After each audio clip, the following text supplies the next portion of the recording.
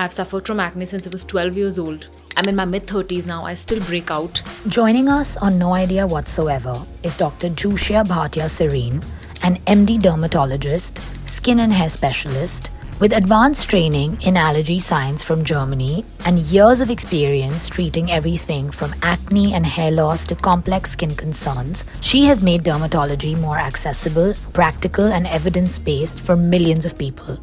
In this episode, we separate skincare facts from fiction, decode viral beauty trends, and uncover what really works for healthy skin. A lot of people also say that, sunscreen causes cancer. People make sunscreens and then they apply. Which celebrity do you think has really good skin? Because I heard that potato juice actually helps with pigmentation. Yes, but again, the same question is that why is it helping? So, two potatoes can have. If you could ban one skincare ingredient tomorrow, what would it be? Some people have very dry skin. What will you do with a gentle moisturizer? Let's talk a little bit about Botox. Do you think us using the Korean products is going to make our skin like theirs?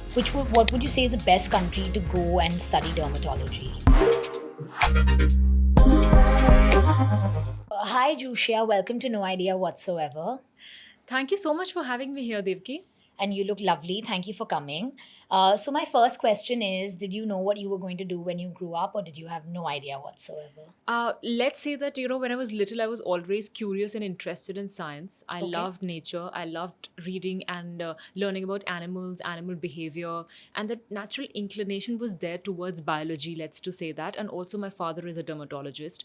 So we had a lot of science books around. He comes from a business family, but he read whenever we used to go to the library, he used to pick up either some animal book, some human body book, and they were naturally lying around in my house. So, and secondly, innately, I think I was very good at memorizing difficult, complicated words. So I used to take pride in that, as a little girl. So medical was a natural course for me. But dermatology came in much later. I was myself a patient of acne. I've suffered from acne since I was 12 years old. I'm in my mid 30s now. I still break out. When people, believe that once you get married, you'll have no acne. Once you have children, you'll have no acne. None of that holds true. So I used to feel that I understand the psyche of a patient who has suffered from a skin condition because it shows, unlike many other conditions in medical science, which do not show. Correct. So apparently you feel like you're normal, but there's something going on inside. However, here it shows on your skin, people question. So dermatology was... came in later when I realized that I think I will be able to connect with the dermatology patients better. Wow, I think it doesn't look like you've ever had any acne, by the way. Let me tell you that. So just to tell you tell everyone at that everything can be treated, but it is with due diligence and with consistent care.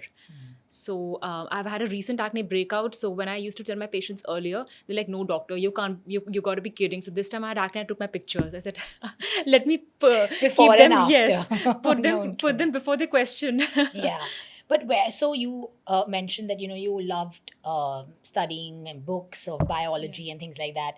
Where did you study, and how was this journey of education with respect to dermatology? So I studied in a Cambridge school in Indore. Okay. Back then, nobody had Ivy board in a tier 2 city like that. But fortunately, my school had, and my parents pushed me into it. And I realized that it completely changed the way I thought about education. The books were self-explanatory, and I got more interested in educating myself than I was earlier. And that was as a little kid who's 13, 14 years old. So I think that curriculum gave me a little push, and that's how I got interested in biology in the first place. Later, I did my MBBS and my MD from Indore itself. I cracked NEET UG examinations when I was in my 12th grade. I wanted to stay close to home because I went to Kota to study. I was in 12th, I was in Kota. And though it was daunting for a little girl to go away from home when I wasn't anticipating that, very difficult phase of my life, but it did what it did for me. I cracked NEET in my first attempt, and I was able to get into a government college in my MBBS. I did my MBBS and my MD from Indore. Then when I finished my MD in dermatology, that's when I also met my husband. We got married. He's also a dermatologist. And together we went to this lovely university in Tehran, which is in Iran. And we learned dermatosurgery, hair transplant, microblading, aesthetics, injectables, Botox and fillers. And for a brief time, we also went to Germany after that to get our diploma in allergology, because I was interested in allergies as well. And I thought there's a huge potential in our country. And after Germany, I came to India and I started my practice. But it's so interesting that you went to Tehran. Oh, yes. Is it a I love that popular place. place for Middle East is a popular place. Yeah. So Ankur, my husband, when we were medical students, so he won a scholarship to travel to Tehran and present one of his studies. So that's how was our first, that's how he first went to Iran. And I was actually very scared because of all the things we hear in India. But the people are amazing. The university was amazing. Amazing to say that, not just human wise but also education wise, they're really out forward, and they're up there to learn and educate other students. So even though we didn't understand their language, they made an effort to convert everything or translate everything for us so that we understood. So that extra effort they made was it really melted my heart. I felt that they made me feel really in place. And was it very technologically advanced? It is yes. That's wow. I would Yes. never like what would you say is the best country to go and study dermatology? See, it's because of the medical system. If every country is different, and the laws and the governed bodies are such that you have to be locally educated for to be able to practice here In the same country. in the same country. So when I say I did a fellowship, I'm not legally allowed to practice in Tehran. I just did part of my education there. But my MBBS and MD are from India, because only then I would be able to practice here. If somebody has did their MBBS from, let's say, Russia or Ukraine or China, they would still have to write an exam to be qualified enough to practice in India. How big do you think dermatology is as a career now in India? It's huge, it's diverse, but it's also throwing its tentacles into other branches, which means that a lot of makeup artists, a lot of salons, a lot of hairdressers are doing treatments which generally should be performed by dermatologists. So it's also diluting in that way. But is that allowed? It's that's the part, there are only governing bodies for doctors, but there are no governing bodies for them. So Because I too know when many. you're abroad, you need to be a licensed pedicurist or a Yeah, manicurist. But yeah. India doesn't have any of these licenses. Yeah, the lines are blurred, and it is easy to sell anybody, because there's so many people. You'll be able to sell it to someone, and that's the problem. But that's quite dangerous, right? It is To dangerous. just- A lot of times, even we don't know whether the somebody's written, whatever the credentials they've written for themselves, are they even true or not. Wow. It's dangerous, yes. So you have your own clinic now. Yes. When did you begin? And tell us about that. So we came from Germany to India in 2019 end December, and that's when COVID also hit. So I was practicing in a small clinic here in Delhi. That was not my clinic. I was practicing with somebody else, and COVID hit, and all the clinics were shut. Nobody wanted to come to a dermatologist. So we were sitting at home, and I didn't have a clinic of my own. So what do? You're educated, and now you're sitting at home having nowhere to go. So I started making content. That's how I did it. I said, lovely. okay, let me put out the information out there, and let's see if people want to hear about it. So that's how I started my social media journey. It just clicked.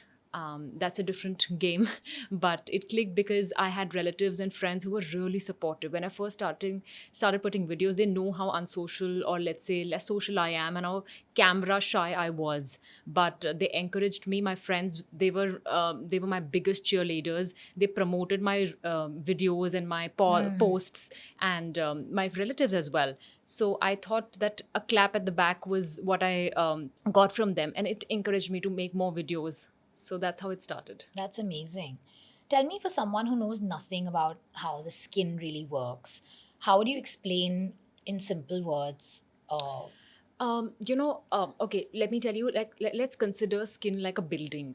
Okay, so there are three layers. One is the roof, one is, let's say, called the floor, and then the basement. And three different layers have three different functions in the skin. The roof is what you see. It's called the epidermis in medical language, and it's made of dead layers. Okay, the superficial layer of your epidermis of the roof is a dead layer, and let's just think of it as bricks and the cement between them. So these are dead skin cells with cement between them, and they are protecting your skin so that the rain, when it's falling, it doesn't enter the house, right? Whatever you're cooking inside the house doesn't really go out. Okay, everything, when you're talking to someone in the house, everything stays inside. That's the epidermis, that's your barrier. That's what the roof is doing. The second layer, which is the dermis, let's call it the floor. That's where all the ground activity is happening. That's where the collagen is, which provides the strength like tiles. And there's where elastin is, which provides elasticity to the skin. That's where your sweat glands are to regulate the temperature of your body. That's where the oil glands are to decide whether you have oily or dry skin. And also that oil, comes out on the skin surface to hydrate you. So that's the floor where activity is happening. The floor also has immune cells which are protecting you from infections. If the barrier is cut, for example, you get a bruise or you traumatize your superficial skin and something goes inside, who's going to be the second line of defense? That is going to be the immune cells on the floor, which is the dermis. And the third layer, which is the basement, is the fat.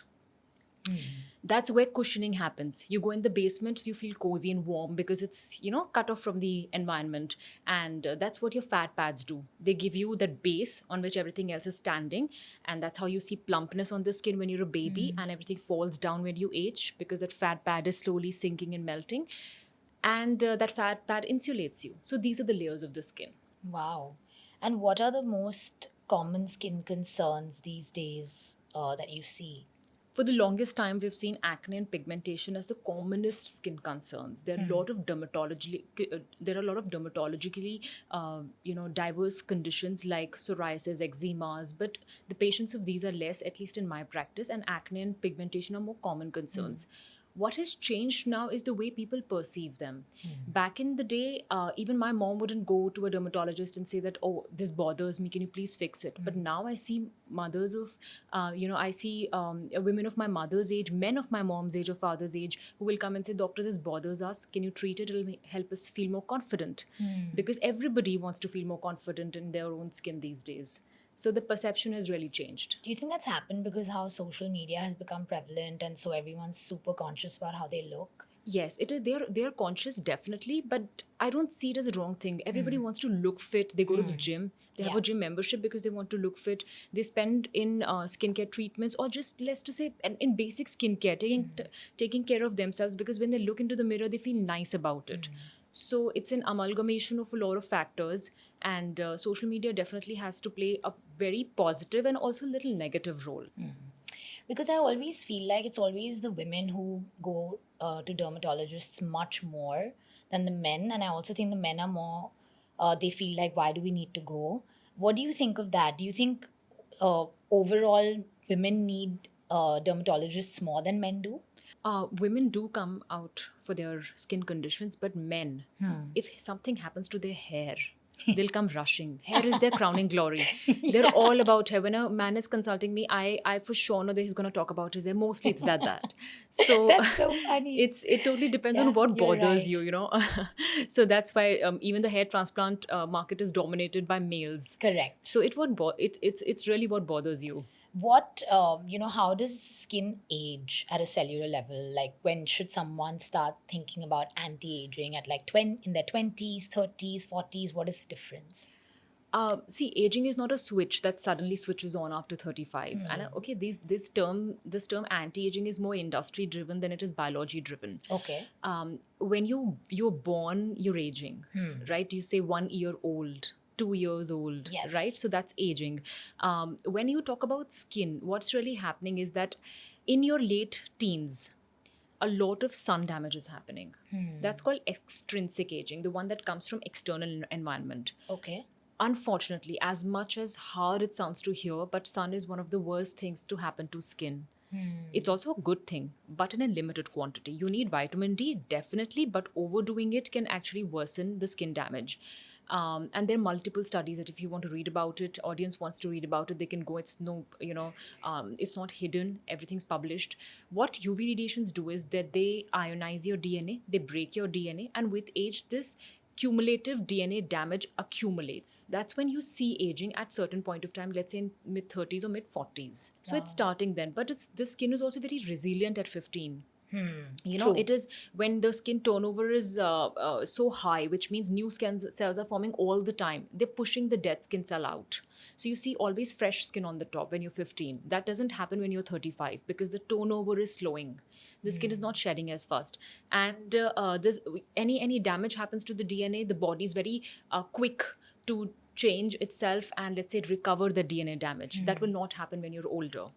So should we start anti-aging at 15? Not at all. So when a patient comes to me, I categorize them whether in their teens, they're in their 20s or in their 30s or later. When you're in your 15 or 16 years of age, or let's say teenage years, I suggest you look at supporting your own skin. It's already healing. Just support it with a gentle cleanser so you remove all the oil, dirt, debris. We live in a polluted country. It accumulates on our skin. We want to remove that. Support it with a gentle hydration, hydrating moisturizer, a sunscreen. Very important because we don't want more UV damage to happen. And then there is intrinsic aging, which comes from within, the natural aging. We are all going to age. All cells are going to go into senescence someday. That we cannot control to a great extent. But extrinsic aging is a major part and we can control. So at least let's do that. When somebody's in their mid-20s, then it is more about prevention and protection. So sunscreen goes without saying. You can also include some antioxidants, which means the ones that prevent oxidation in your skin, like a vitamin C or a niacinamide. What is oxidation? Consider an apple. You cut and leave it open. It turns brown. It shrivels. That's oxidation. If we want to prevent it, we want antioxidants in our diet and in our skincare. So take a lot of vitamin C, take a lot of beetroots, broccoli. You take a lot of citrus fruits. You take a lot of berries, flax seeds, chia seeds, almonds, walnuts, rich in vitamin E, which is also a good antioxidant, and a lot of beta carotene. Carrots, tomatoes, and all of that, and apply these. So vitamin A is like retinol, and vitamin C, which is vitamin C. Both of these are good antioxidants, and retinol is also anti-aging because it boosts your collagen production in the skin. So we do that, and of course sunscreen. And when you're in your 30s, 35s, that's when collagen damage has built up. And that is when you need corrective measures. Now it's no longer prevention, it's about correction. Yeah, so what you need is prescription strength retinoids.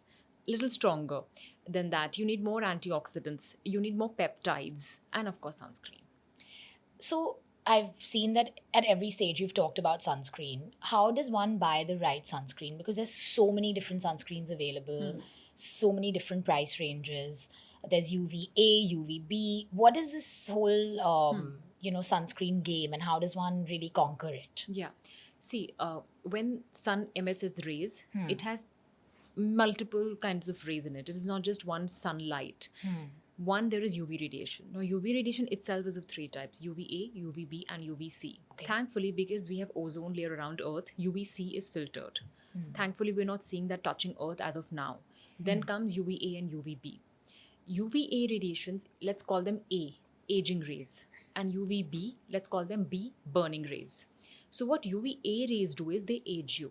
Now, aging doesn't really mean only collagen damage. That's only one part of it. Aging also means pigment production. The moment skin hits the skin, it starts producing melanin. Over time, that melanin accumulates and you see spots. You see freckles, you see solar keratosis, you see a lot of sun damage, pigment demarcation lines, and tanning.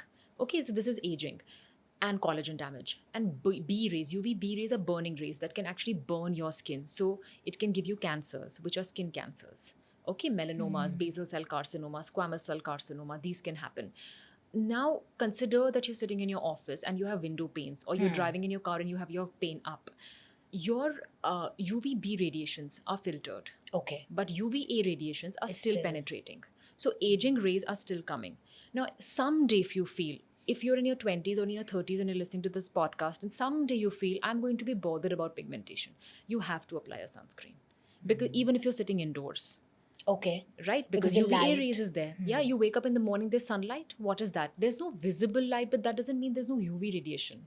It's still, so even if you're brightness. at home, you have to put sunscreen. Yes, if you're bothered about aging someday. If you're not going to be bothered, please feel free to ignore sunscreen when you're indoors. Apply it for UVB rays or burning rays or cancer rays when you go out in the sun. All right. And of course, if you expose yourself too much to the sun, only then you will have the damaging effects of UVB radiations. So that's that. Sun rays also have infrared radiations, And in Indian skin, heat is also a problem. Heat can also induce color production. It can also Okay. induce collagen damage. So gas stoves, women who are constantly cooking, chefs, and these are also a problem. People who are in the laptops, actors Yeah. who are always in the light, Light. there's too much of heat. That's also adding to the damage. So ideally, Indian sunscreen, if I talk about Indian context, it should have at least SPF 30 minimum, bare minimum. PA rating. PA rating tells us how much UVA radiation protection is there. Okay. Or 4 plus. If it also has IR, infrared protection, wonderful. If it has blue light protection, even better. Blue light protection can also come from tinted sunscreens. A lot Okay. of tinted sunscreens exist in the market, and people tell me when I write it to them, doctor, isn't it harmful to apply it on a daily basis because they think it has makeup?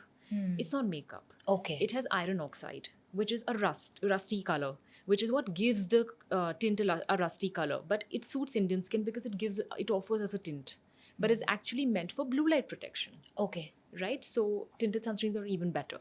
So if you're able to apply a sunscreen which is, let's say, SPF 30 or 50, PA 4 plus, covers blue light, you're good to go.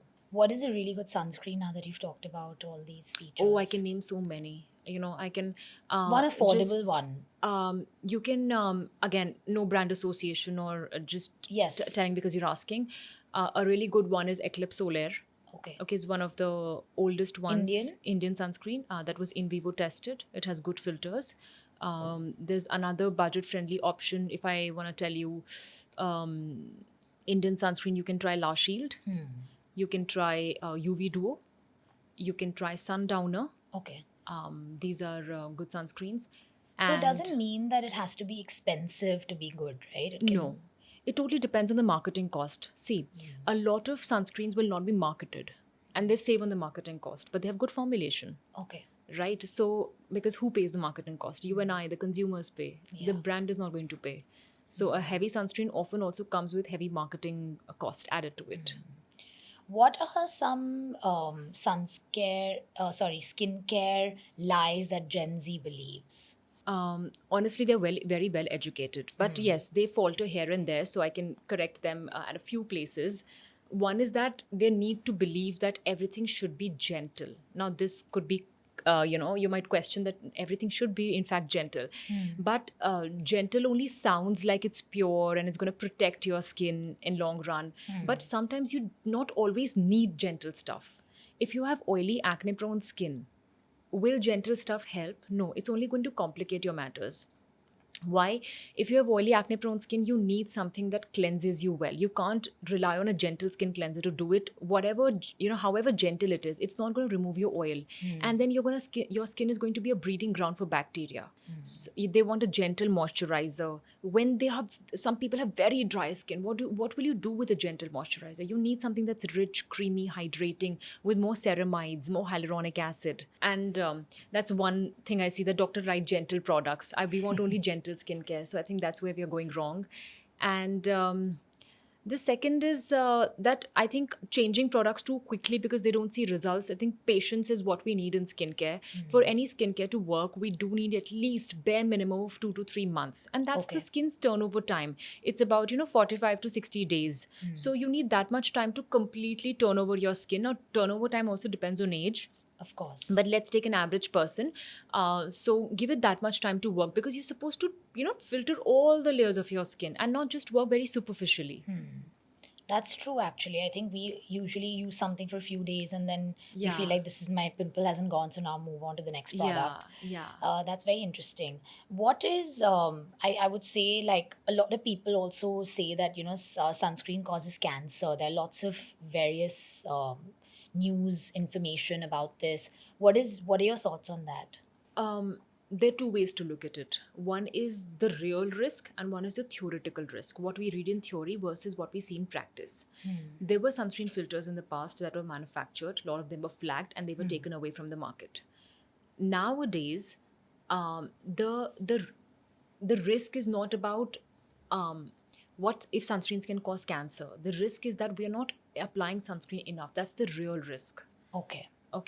And which means that even at the given quantity, like ideally you should be applying 2 finger lengths on your face and 30 ml, which is one shot glass for your whole body when you're exposed to sun, let's say on a beach vacation.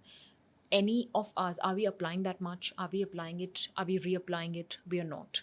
So that risk of absorption is bare minimum. And even if there is absorption, it doesn't mean it is toxic. A lot of things are absorbed from the skin. Not everything is going to be toxic. So my suggestion is that if you're too worried, if you're not convinced by this data that no chemical sunscreens are not causing cancers, they are in fact protecting you from one, do not believe it. It's okay. Use a mineral sunscreen. Mineral sunscreens have zinc oxide, titanium dioxide, they have iron oxide. They sit on the skin surface and they mostly reflect light. That's how they work. And they are safe for pregnant women, they're safe for young kids, they are not absorbed in your skin. And if you're really, really worried about cancers, go use a mineral sunscreen. You still have an option. Okay. What's your excuse of not using a sunscreen? It's just that most mineral sunscreens are cosmetically inelegant. They might leave a bit of white cast, but at least it's going to protect you from pigmentation if you're going to bother about it someday. There's so many Indian brands now, and we were talking about gentle and natural, and everything is herbal these days. Everyone wants to do like homegrown Indian products. Is everything really herbal, or is it just being marketed like that? And is it all organic? And the way it's marketed, how does one choose a clean brand? When we say a clean brand, often it should mean, according to me, that it's free of microplastics. And that's more relevant to me than anything else, whether it's coming from plant or it's synthesized in the lab, whether it's ethically sourced, and it's ethically marketed. Not every brand will do that. A lot of brands will sell on our insecurities. You have darkness here, apply this. You have darkness here, apply that. Because Indians are scared of darkness. Yeah, so brands will. So clean it should be a holistic a way of marketing yourself. Market yourself clean, source it clean, have ingredients that do not have plastic in them, and try to reduce the plastic burden with your bottles and other things. Clean marketing makes no sense if you're also giving them in sample sizes. So it should mean that. Now, coming to the question about natural, I think it's very easy to market anything as being natural. But again, effectivity is what people are looking for. If I'm able to market myself in a natural way, in a way that my brand is natural, but I'm not able to deliver results, will it make a difference? It will not. It will not sustain the test of time, and the product will have to be withdrawn someday. So we have to understand that everything comes from nature. All our inspiration comes from nature. But can you directly apply a lemon on your skin in saying that it has vitamin C? No, because it has 10 different other things which we do not want to be applying on our skin. Okay. So vitamin C is taken out from, let's say, mandarin, oranges, and kiwis, and then it is put in a bottle. But since it is not possible to have so much of plant production to be able to fulfill the market needs, that's why they synthetically synthesize this vitamin C in the lab. That's how it happens. So if that surprises you that you cannot put lemon on your skin, is because lemons have something called furocoumarins. Now these are molecules that when you apply on the skin and sit in the sun, they'll give you blisters because they grab more sunlight. They are photosensitive agents. So you can't be doing that. And for a lot of ingredients, they are just derived, or let's say inspired from nature, made in lab to cover the cost of or the supply that they need to cater to. That's what they're doing. And let's say arsenic or mercury, lead, all these are natural elements. But if you ingest them or you apply them, they're extremely toxic to your skin. So not everything natural is going to be safe. What natural should be the question. Because I know, like, a lot of people make masks at home and then they'll just use it using, yogurt and lemon and this, and maybe now these egg hair masks are really famous as well. What are your thoughts on creating these products at home and actually applying it on yourself? So if done wisely, they can be helpful for a brief period of time. Let's say if you have very oily, acne-prone skin, you can go apply a Fuller's Earth mask, Multani Mitti mask, and that's fine. It's a clay, it helps you absorb that. If you have very dry skin, curd helps because curd has lactic acid. It helps with mild exfoliation, but lactic acid also imbibes water, so you see more hydrated skin. Judicious use of skincare from the kitchen is what is advisable, but you can't apply everything on your skin. You can't apply potatoes, lemons, juices, because they're acids. Oh, really? And see, 2 tomatoes might have different concentration of acid, right? This one has, let's say, 0.5% oxalic acid, this one has 1%, and your results are variable. And what if you burn with 1% and you don't burn with 0.5%? So that is what matters. The results are inconsistent. So eat your tomato. Okay. That's going to be more important, more Beneficial. beneficial, going to give you more antioxidants than applying it on the skin. Because I heard that potato juice actually helps with pigmentation. If Yes, you, but again, the same question is that Yeah. why is it helping? So two potatoes can have different concentration of the same thing, and so the results are going to be a little inconsistent. And we have better choices. So I would rather buy a better choice than fall for potato, which it's too cumbersome for me, at least me to do, Yeah, fair perform. enough. Yeah. You talked about collagen supplements, hyaluronic acid. There's a big trend going on about eating your collagen these days, whether it's your Yeah. collagen powder or tablets. Does it actually work when you artificially or use collagen and put it in your body as a supplement? Now, what is collagen? Collagen is a protein. It's an animal protein. It's not made by plants. It's made by animals. Okay, you and I have collagen. All marine animals have collagen. Cows have collagen. Pigs have collagen. Animals have collagen. Collagen is what is like I explained, the floor of the skin, which is what gives it the strength. And we all want to boost collagen because we're losing that with age. Now, collagen is a protein, right? If you take a plant protein, let's say rajma, let's take one animal protein, let's say chicken, let's take collagen, whatever you eat, the body is going to think it's protein. Okay. It's not going to think, oh, I'm eating collagen. It's thinking I'm eating protein, and it's going to digest the enzymes that are released, which are proteases that break down any protein. So proteases are released. They will break down any protein into small chains of amino acids called peptides, and of course into little amino acids. That's what is absorbed by the gut. Protein Okay. is not absorbed by the gut.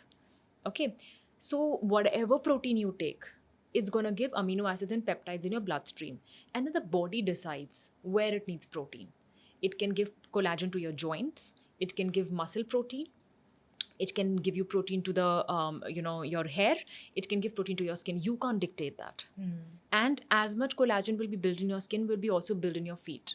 Okay. Because you're ingesting. So the body Correct. will not feel, my face is my priority. Let's just push it to the face. It's not going to happen. Yeah. So eat your protein. That's more important. Okay. Right? What studies have shown that is that people who take collagen have good amount of elasticity in the skin.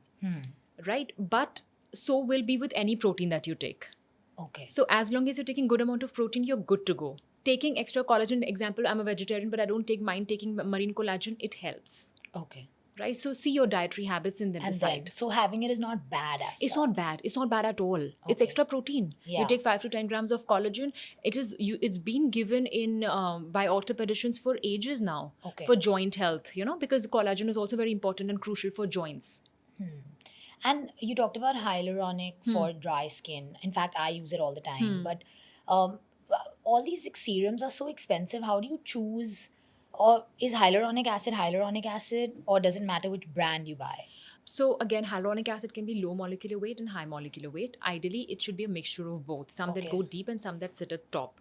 The ones that go deep will help you with collagen production and improving the turgidity of the skin. The ones that stay superficial are high molecular weight because they don't penetrate, they're heavy, and they will imbibe water and give you plumpness on the skin. So ideally, if your brand says it has both low and high molecular weight, that's an ideal one to apply, right? And but remember that hyaluronic acid imbibes water. It holds onto water like a sponge. So if you're very dry skin and if you apply hyaluronic acid with nothing else on top, it's often going to be problematic. It's going to draw water from inside of your skin and throw it out. So what you need to do is, if you have dry skin, you need to apply hyaluronic acid and layer it up with a moisturizer which has ceramides or any other ingredient like let's say panthenol, pentavitin. All of these will hydrate your skin. What's a good hyaluronic acid? You're talking about the brands? Yeah. Any 1-2 brands? Yeah, so there's Filaron HA, which is really good. There's Top HA, which is again Top Hydra. These are Indian brands? They're all No. Indian brands, they're all pharmaceutical brands. Okay. Top Hydra is really good. Then there's And they're not expensive. They're not expensive, yeah. And but also see that hyaluronic acid is often present in most of the moisturizers. So also see that what moisturizer are you using? Maybe it already has hyaluronic acid. Then you don't need to apply a hyaluronic acid layer first and then apply a moisturizer again. You're already doing it. And what is a good cream to pack the hyaluronic acid up with? Anything with ceramides. Okay. Yeah. Anything with ceramides. Yeah. Coming to, this whole Bollywood charade of skin and being natural and so on and so forth, which celebrity do you think has really good skin and is not just all makeup? I get this question asked a lot of times in my clinic, and I often tell my patients I get their curiosity because there's so much out there. They're always, it's PR, and they're all put into our faces, and we have to see them. So there's a natural curiosity as to what do they do to their skins. But what we are seeing is actually a very maintained image. What we are not seeing is the genetics, which was their individuality, the genetics, their oil production, their food habits, their exercise patterns, the sleep they take. And we never catch them on a random Tuesday when they are worn out, they have a post-menstrual breakout, and they have not slept well. We are seeing them when they want To us to be see seen. them. Yeah. Yeah, right. And it is so much of good lighting. There are HD cameras with softening filters and hazy images. So we are missing that part. So I don't consider celebrity skin as a benchmark to which people should compare themselves to. The question they should be asking their dermatologist, somebody who's not, let's say, a public figure, is that, doctor, is my skin healthy? Is my skin aging the way it should? Is my barrier okay? Is my inflammation toned down? Is my pigment under control? That is because it's very individual. Two people of the same age might have completely different lifestyles, completely different sun exposure, completely different stress levels, and completely different skin behaviors. You talked about post-menstrual menstrual breakouts. A lot of women, including myself, I think we've had like suddenly there'll be like a random pimple just the day you have to go out, and it's because Yeah. your period is about to Yeah. come. Why does that happen? So acne is always driven by hormones. Okay. Um, we cannot separate acne from hormones. Some people come and directly tell me, doctor, we have hormonal acne because we see it happening only before periods. But that's how acne is. It is driven by your male hormone called the androgen. So if I explain you in a very simple language, your androgens, they will shoot up, they will open up your oil glands like a lock and key mechanism, and oil is released. Whenever oil is released, oil is very good food, let's say, for the bacteria. So the bacteria starts to grow in your oil, and which is why you develop redness, pus, and what we call a pimple. When your hormones go up, only then pimples can happen. Okay. Okay, but there are certain things that can make it worse. Like, they're called triggers. It can be sugar, it can be cow's milk. Yeah, we don't have a lot of data to believe that other forms of dairy like paneer, cheese, ghee can cause acne because they are free of protein, which is the problematic part in the milk. Okay. They only have fats, and which is not the so problematic part in acne prone skin. The triggers could also include supplements like whey protein, because again it's milk. It could include supplements like biotin, B12 can give you acne. Triggers can also be disturbed circadian rhythm. If you don't sleep in time, don't wake up in time, don't eat in time, this disturbs the circadian rhythm, the hormonal rhythm of the body, and a lot of people break out because of that. It can be because of change in weather. Suddenly they feel that we have changed cities, and now in this city we have a lot of acne because probably the skin is not accustomed to that kind of an environment. And it could also be anything that triggers hormones like a PCOS. A lot of there was a trend in the middle where I remember Anushka Sharma had posted this like picture with which was a no filter picture, and then all celebrities started doing it, and everyone started really resonating with it. Why do you think it became so sensational? I think that it is because people feel that, oh, she's also as normal as us, but she Yeah. also has lovely skin, which is, I think, inspirational. Because the way they maintain their diets, the way they take care of their gym sessions, their workouts, their mental peace as well, a lot of meditation, that they do. So we have to take what goes behind getting that to that kind of a skin. Having a very balanced personal life, a very happy professional life. So too many factors play a role on how you finally look. So that gives us a sense of completeness. Let's talk a little bit about Botox. Like, what is the right age to start Botox? And should everyone do it? Like, does it actually help everybody? Botox is a muscle relaxant. Okay, wherever your muscle is overactive, it can help you relax. If somebody has a lot of pain and heaviness in their shoulders, they get a trap tox, which is called trapezius toxin, and also to smoothen this muscle. So it's not only done for the face; it's to relax the muscles. If somebody has a lot of sweating on palms and underarms, and I do it for a lot of public figures, especially during this weather, when sweating will start, they'll come and say, doctor, now is the time, we'll need a Botox session for the underarms. And we do it to relax the nerves, so it doesn't fire and they don't sweat. So when they're in public and they're in the sweaty weather, they don't see the stains on the clothes. That's all Botox. So understand that Botox, the need is driven by whether you actually need it or not. If somebody frowns too much and they have to face the camera, and they feel that because of the constant lighting, the eyes are constantly straining and they're frowning, they need a Botox. Okay. Right? Again, it's very personal choice. Now, I had a Botox first time when I was 26. And that is because I have, again, this habit of frowning too much. And when I started making videos, I used to feel that, it feels like I'm always angry. Or my patients feel that doctor is too angry at us when we are not trying to, provoke her. When I'm not angry, it's just my muscles that are overactive. So I like to have this more relaxed look, and which is why I started taking it. So it should be driven by whether you need it or not, and at what age you need, not whether this is the right age. I do it in 20s. I've done it for a 19-year-old boy who was too worried about something on his face, and I had to relax with the muscle relaxant. We do it for improving the jawline. For a lot of women, they feel that this kind of muscle is very, very heavy, and that is what gives them a squarish look, and they would like to have a more softer jawline. So we give a masseter Botox. Then we do it for people who crush their teeth when they sleep. It's called bruxism. So in which the dentist will often send it to me, and they'll say that they have all flattened cusps of their teeth because they've crushed it so much, so please relax this for us. So we do a masseter Botox for that. And how long does it last? So if I talk about the upper face Botox, it usually lasts 4 to 6 months. For the masseter Botox, it usually lasts about 9 months. Okay.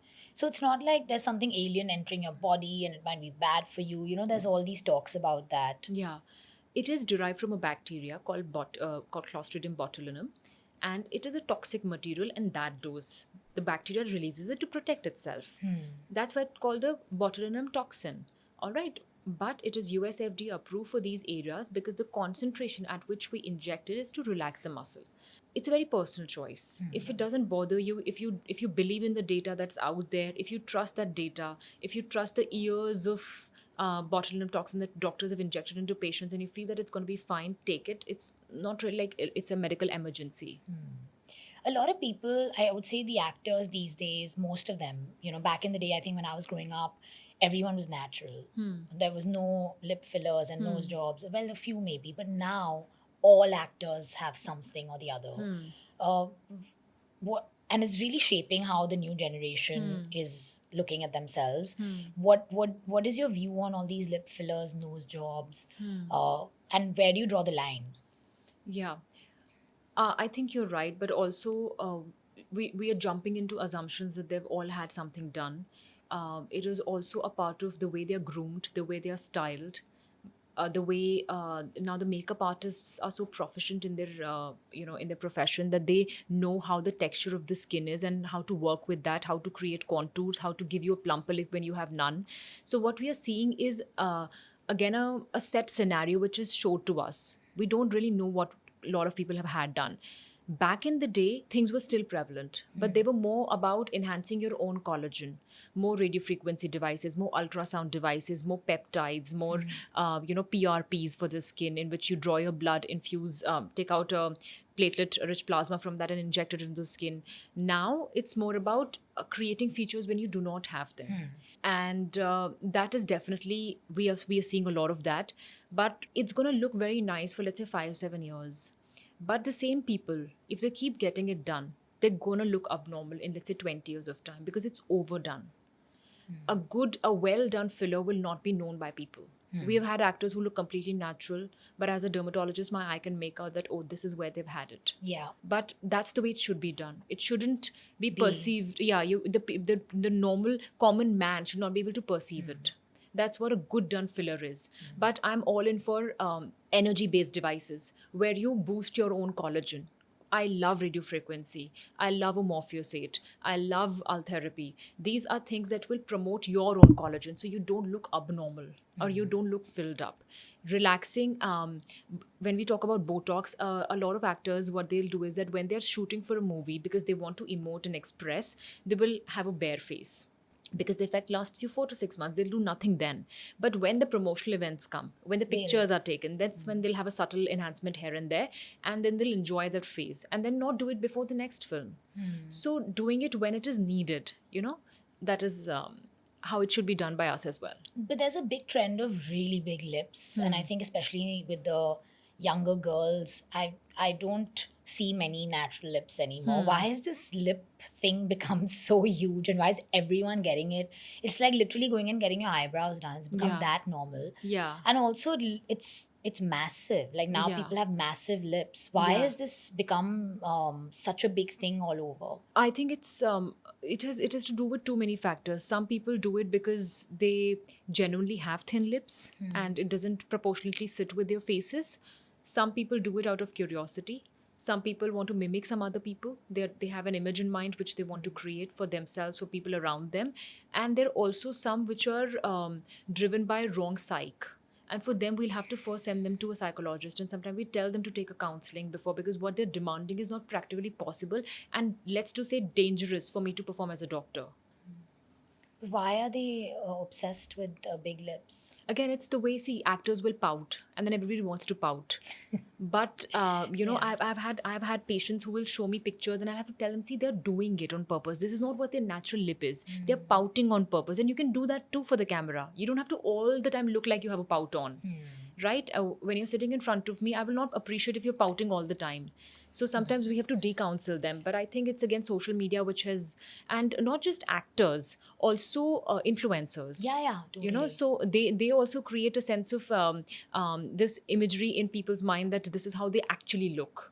So everybody's wanting to try that. What is your view on influencers promoting products without being clinically sound about what the product is about? The problem is again not with influencers. Problem is the way market is driving them. A lot of time they're given out briefs and they'll be like, just say this. We want these, things to be pointed out. If it's often the marketing team that doesn't understand the science, what the R&D has done. So I think there should be actually first a cooperation between what they're trying to manufacture versus what they're trying to market. And there should be a symmetry between the two, and not force feeding influencers into say this, say this, say this, because that's how the language has become. And I see it all the time. And But who's responsible, the brand or the influencer? Because the influencer, people are following the influencer and buying it. yeah. There should, I know in China they've said that, unless you have a certification, you cannot talk about a product. Yeah. In India, do you think that's also something that's very important now to do? It is important. There are a lot of intelligent influencers, let me say that. So not taking everything away from that. A course. few of them I follow and I see them genuinely doing hard work into understanding what they're trying to talk, educating themselves even when they don't have a background of skincare. Yeah. But then there is a lot of dirty fish also out there, and I see brands do this all. See, they're also doing it because they want to make a living out of it. Of course. Right? I see a lot of brands not marking them as ads, and influencers showing up, maybe hiding the product and saying ask for link, because they're all doing it for engagement. That is what is wrong, but most Indians will follow that. I think all over the world, not just Indians. I think even HUL or they fired their marketing agency and put all that budget in influencers, because they said that they do a much better job of selling the products and actually putting billboards and this and that. Because when a real person is talking about it, who's being followed by hundreds of thousands of people, you believe them versus a billboard that you see somewhere. Yeah. So it's quite crazy, actually. So the onus lies on anybody who promotes a product to first ensure that we are for public.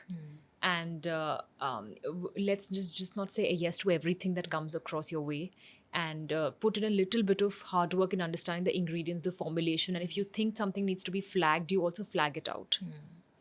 Hollywood versus Bollywood skin, what is the difference? I would say that major problem here is tone of the skin, and there it's the texture of the skin.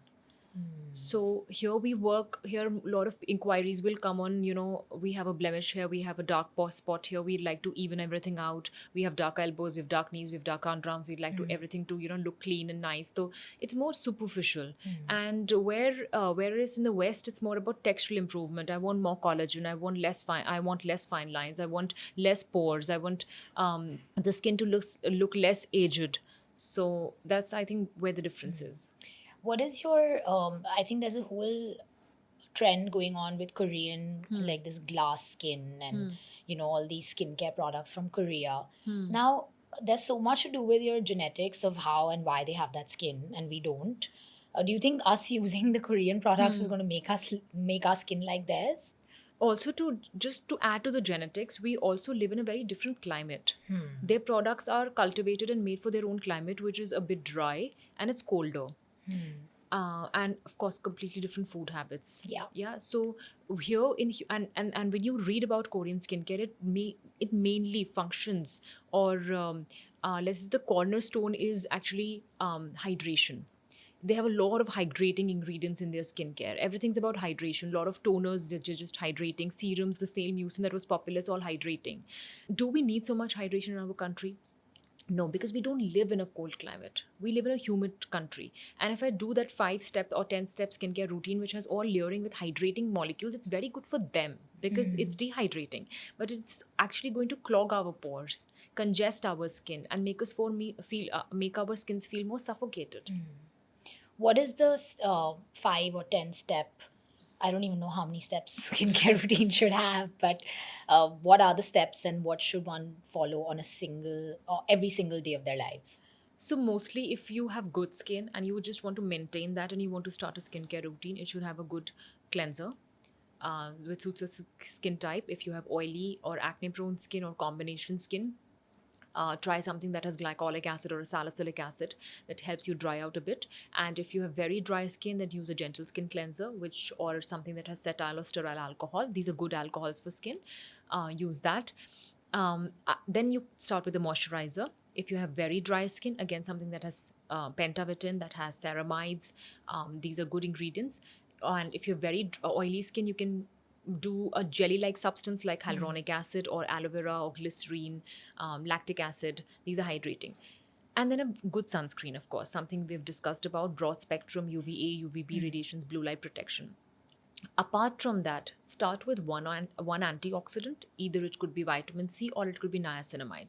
I'm all in for vitamin C when it comes to mature skin types. Then you use it. If you have sensitive, acne-prone skin, troublesome skin, don't use a vitamin C. Use a niacinamide. Skin is able to take it better, but don't use both. They're practically doing the same things. Okay. Vitamin C is doing it better. Niacinamide maybe a little less, but it's still good. So good for sensitive skin. And if you are really worried, add a retinol.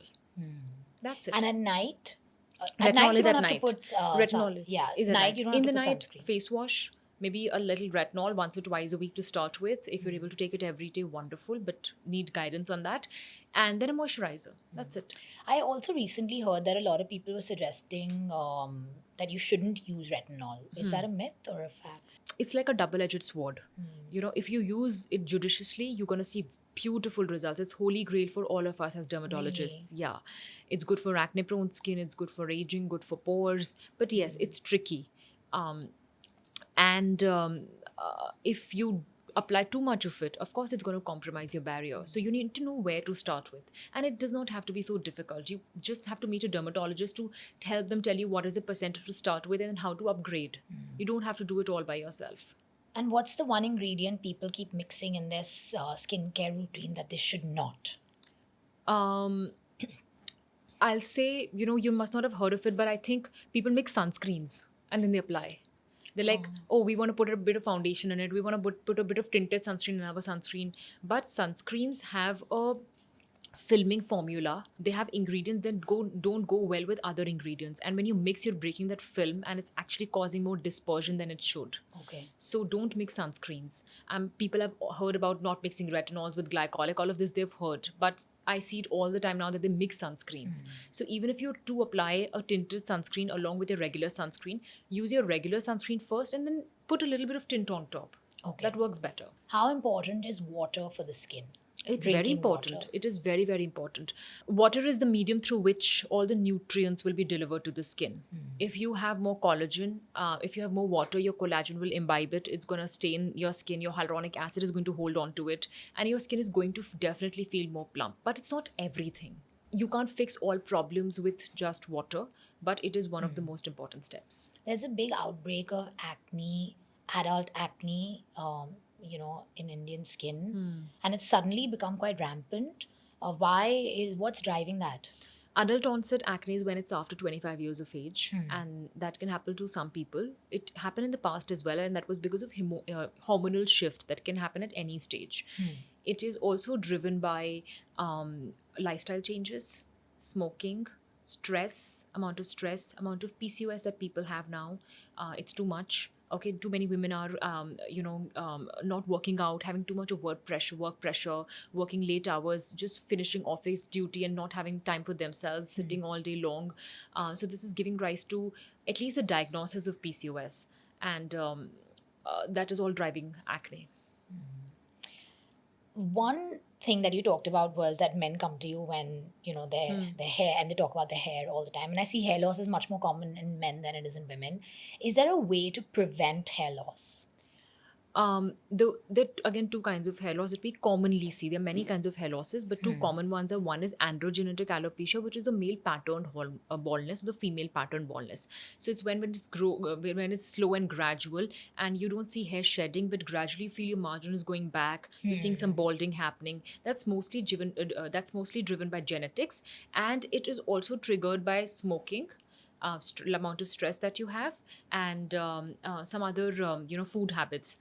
The second type is, which is called telogen effluvium, in which you see actual shedding of your hair. When you see that there is acute rampant shedding of the hair, and that is mainly because of nutritional deficiencies. It could be iron, calcium, B12, D3, and it could be driven by illnesses. Any typhoid, malaria, diarrhea, dengue, any surgery, any illness, pregnancy can give you rise to telogen effluvium. It could also be because of, again, chronic stress going on, which can lead to hair shedding. Now, androgenetic alopecia, which is genetically driven, needs constant care because it's in your genes. Can you solve the problem? No. Can you curb and stop that problem? Yes, you can. How? That's by improving the vessel dilation of your skin, which means that your hormones actually cause your hair follicles to thin out. So we have to apply agents that improve the blood supply that can help you get that hair follicle back. And these are mostly medical treatments.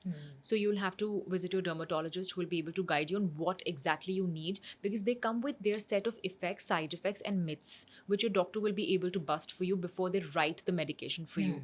And the other thing, which is telogen effluvium, is usually self-limiting. If you eat well, it's going to get better. When the stress phase is over, it's going to get better.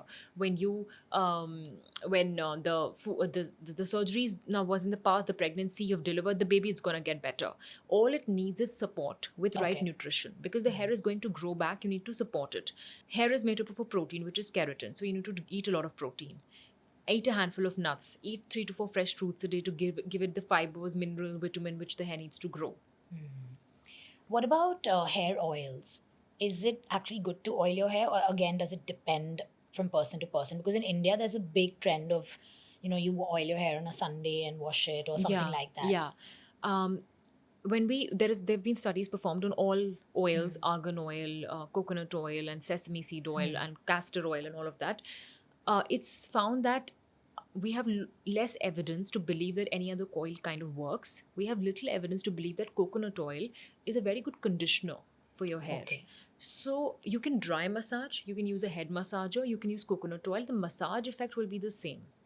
But coconut oil can give rise to fungus on the scalp, because it makes a good breeding ground for the fungus. So don't apply it on the scalp. That's what we suggest. Okay. We suggest, because it's good conditioner for your hair, use it here Okay. to condition yourself. Keep it for some time and then rinse it off. Wash it off with a shampoo. If you have oily, acne-prone skin, it could be lethal, because it is extremely comedogenic. And if you sleep with a coconut oil, you might wake up with breakouts everywhere around your margin or in your skin as well. So use it as a conditioner, a pre-wash conditioner, 20 minutes before, 2 hours before head wash, and then rinse it off, wash it off. But scalp? No. Scalp, it's not required.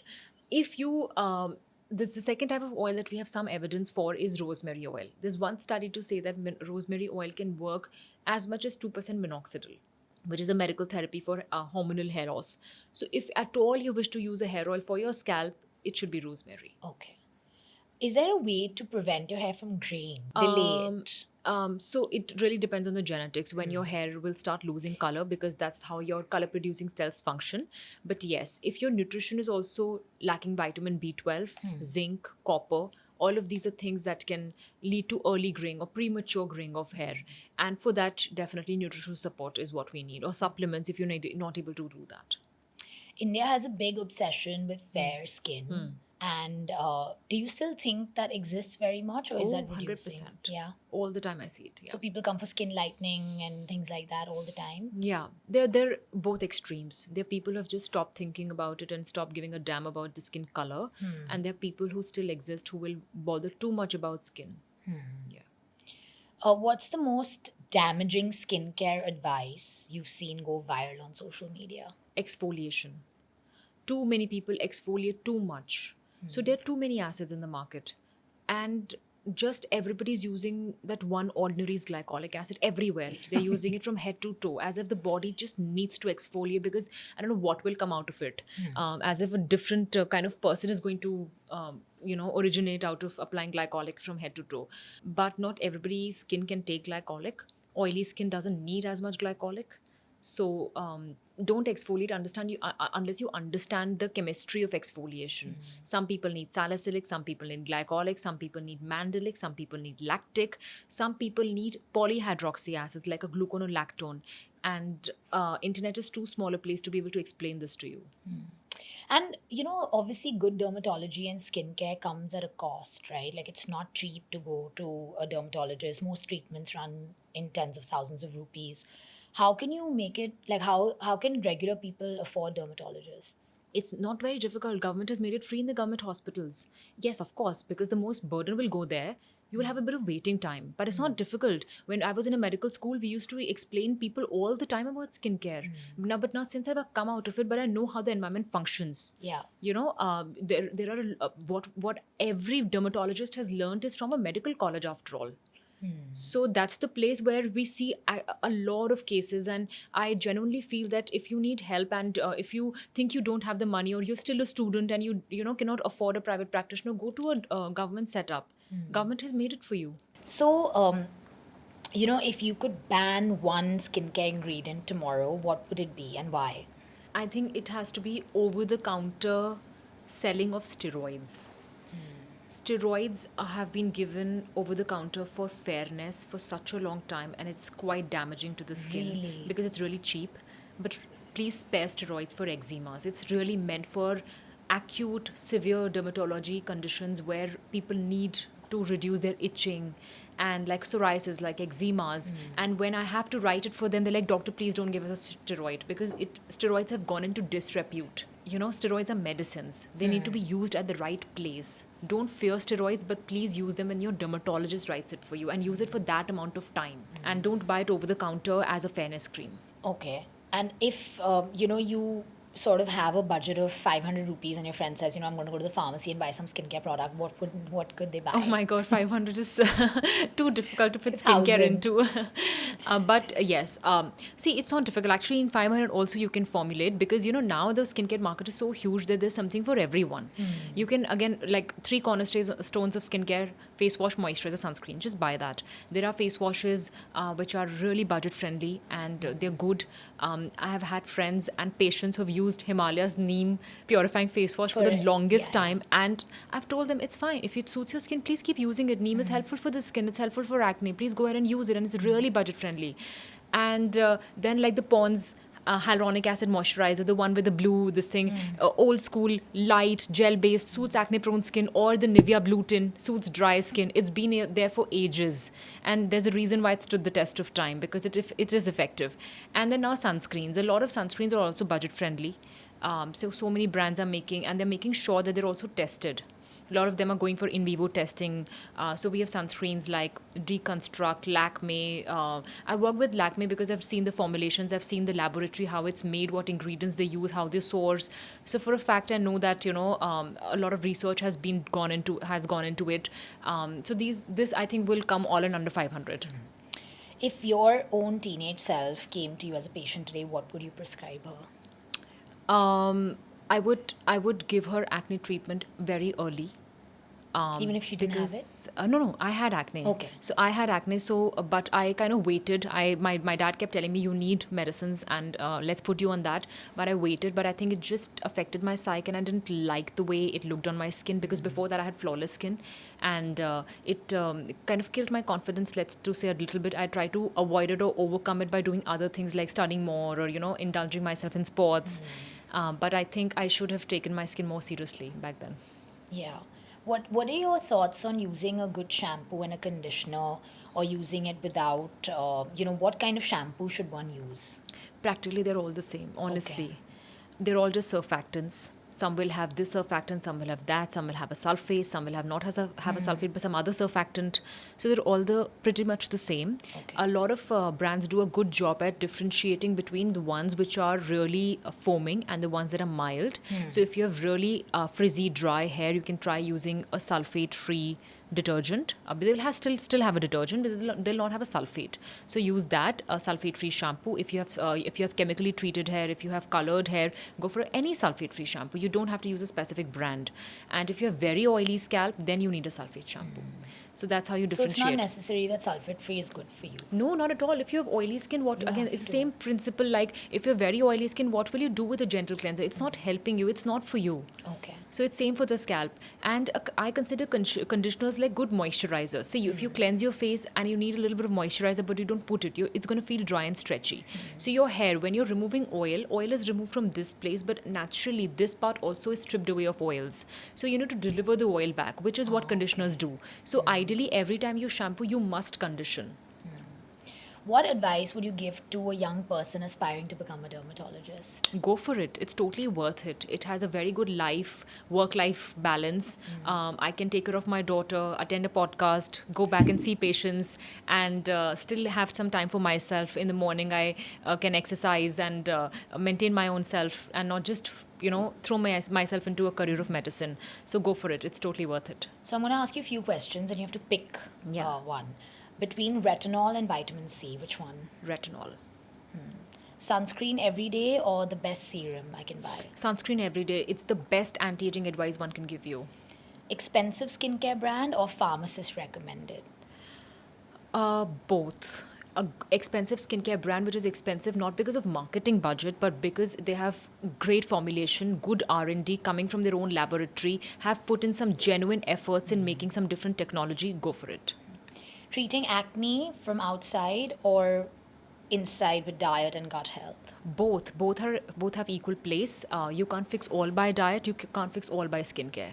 Face massage with gua sha, real glow or total placebo? I don't think it's even a placebo. It's farce. Really? I mean, There's a whole thing, people are just sitting and... Yeah. Studies have been performed. Again, they're out there for people to read. Please go and read them. If you don't believe my word, at least believe what studies have published. Because if they would have worked, they would have published data on that as well. And ask ChatGPT, ask AI. If you don't ask, if you want a second opinion on if they work or not. So what they do is they help you in temporary lymphatic drainage. They pull the lymph out of your skin. But lymph is not everything. Lymph is not the whole aging part. There's skin, there's collagen, there's elastin, there's fat, there's bone structure, there are muscles, there are ligaments that are loosening. Will gua sha take care of any of that? No, it'll just take care of the lymph. It's like you're sealing a carton with a tape and then removing the tape and believing that it's going to stay like that forever. It's not going to open. No, it's going to open up. SPF 30 or 50 for Indian skin? At least 30, 50, it's better. If you could use one brand for life, which one would it be? I would choose a sunscreen brand and Relastil. It's my favorite sunscreen. It's an Italian brand. Okay. Thank you so much for coming. I think this has been such I've learned so much from you, and it's been so interesting because there's so many skincare myths that people really need to overcome, and this has just been so helpful. Thank you. No, I hope everybody enjoys it, and if of course they have more questions, we'll be happy to answer for them. Thank you so much. Thank you. Thank you.